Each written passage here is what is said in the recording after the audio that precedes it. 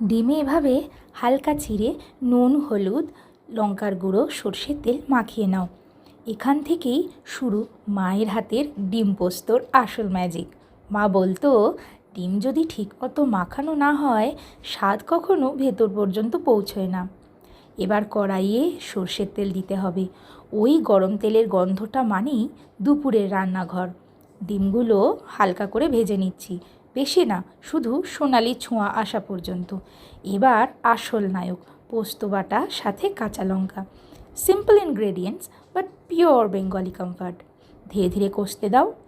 মা কখনো তাড়া করতো না, বলতো ভালোবাসার রান্না অলওয়েজ টেক্স টাইম। একটু গরম জল দিয়ে ঢেকে দাও। এই সময়েই ঘর ভরা গন্ধে সবাই বুঝে যেত আজ স্পেশাল কিছু হচ্ছে। ডিমগুলো আবার বসিয়ে দাও গ্রেভির মধ্যে। আর এভাবেই তৈরি মায়ের হাতের ডিম পোস্ত। গরম ভাতের সাথে 1 প্লেট।